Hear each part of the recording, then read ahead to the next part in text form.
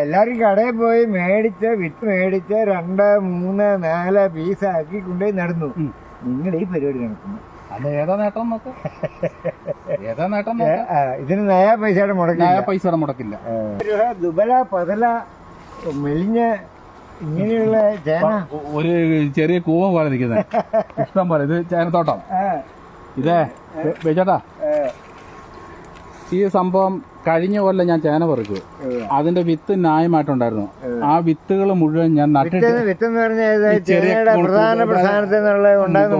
മുകളങ്ങൾ കണക്കെന്ന് പറഞ്ഞ സാധനം, ആ സാധനം നട്ടിട്ടിരിക്കുന്നതാണ്. ഇതിപ്പോ ഒന്നും ചെയ്യല. ഇതിപ്പോ ഇതിന്റെ ചുവട്ടിൽ ഇത് കൊണ്ട് 5, 6 വിത്ത് വെച്ച് കിടപ്പുണ്ട്.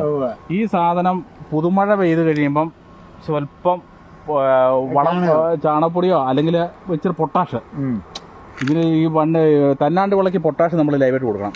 അങ്ങനെ എന്തെങ്കിലും വെച്ചിട്ട് ഒന്ന് ചെറുതായിട്ടൊന്ന്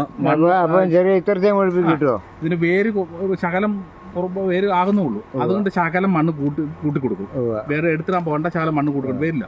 അത് പിറ്റത്തെ കൊല്ലം ഒരു ചിങ്ങനി നേരത്തെ ഇത്രയും ഒഴിപ്പിൽ കാണും, ഈ വലിപ്പം കിട്ടും. അങ്ങനത്തെ ഞാൻ പറിച്ചിട്ടുണ്ട്. അങ്ങനെയാണ് ഇവിടെ ചെയ്തോണ്ടിരിക്കുന്നത്. അടുത്ത കൊല്ലം ആയി കഴിയുമ്പോൾ 2-3 കിലോ ആവും. 2-3 കിലോ. രണ്ടാം വർഷം ആയതിന് നമുക്ക് ഒരു 1 കിലോ 2 കിലോയുടെ ചേനയായിട്ട് മാറും. അത് ഇതിൽ നിന്ന് തന്നെ നമുക്ക് ആവശ്യമുള്ള നെയ്ച്ചാന വിത്ത് പ്രൊഡക്ഷൻ. വിത്ത് പ്രൊഡക്ഷൻ അതിന് തീർന്നു. സമയം ഇത്ര ആയില്ലേ. ഇതിന് വളർച്ച തീർന്ന് താട്ടി ഇതുപോലെ കരിഞ്ഞ് ഉണങ്ങിപ്പോകും. പിന്നെ ഇവിടെ ആൾക്കാർ മുഴുത്ത ചേന കണ്ടോ. അതൊക്കെ വലിപ്പമുള്ളത് കയറി വരും, അല്ലാത്തത് പെട്ടെന്ന് ഇത് വലിപ്പം ഇതൊക്കെ തീരെ ചെറിയ ഈ വലിപ്പമുള്ള കിഴങ്ങുകളാണ്. അതെല്ലാം ഇനി പുതുമഴ പെയ്ത് കഴിയുമ്പോൾ രാജാവും. ഇനി അതിൽ ചെറുത് നമ്മൾ വലിച്ചു രണ്ടാമത്തെ കൊല്ലം പറിക്കും. പറിച്ചു കഴിയുമ്പോൾ അതിന്റെ അകത്ത് ചെറുത് വീണ്ടും നടും. അപ്പൊ നമുക്ക് ആ വലിയതിൽ തന്നെ ഇതേ നല്ല പരിപാടിയാണ്. വെറുതെ വിത്തന്നെ ഉത്പാദിപ്പിക്കുന്ന